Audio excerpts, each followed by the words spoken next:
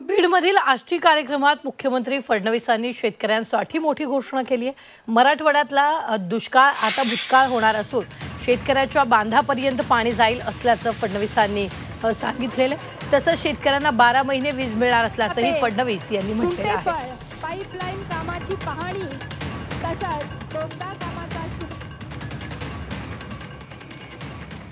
हे मोठ्या प्रमाणात पाणी आपण आणणार आहोत। मला विश्वास आहे की या भागाचा दुष्काळ हा आता भूतकाळ होणार आहे आणि ज्या गतीनं काम चाललेलं आहे त्या गतीनं लवकरच आपल्याला हे पाहायला मिळेल की संपूर्ण परिसर हा बागायती झालेला असेल।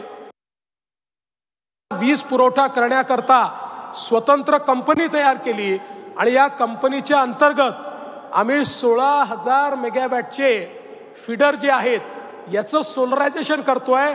आपल्या राज्यामध्ये शेतकऱ्यांना एकूण 16,000 मेगावॅट वीज द्यावी लागते। ती सगळी वीज आता सोलरच्या माध्यमातून येणार आहे। 2026च्या डिसेंबर पर्यंत किंवा फार झालं तर मार्च 27 पर्यंत हे सगळे प्रकल्प पूर्ण होतील आणि त्यानंतर आमच्या शेतकऱ्यांना आम्ही 12ही महिने दिवसाची वीज ही त्या ठिकाणी देऊ। आणि सगळ्यात महत्त्वाचं आहे, आपण तर मोफत वीज दिलेलीच आहे। मोफत वीज आपण शेतकऱ्यांना द्यायचा निर्णयच घेतलेला आहे, पण आता हे झाल्यामुळे राज्यावरचा बोजा देखील कमी होणार आहे।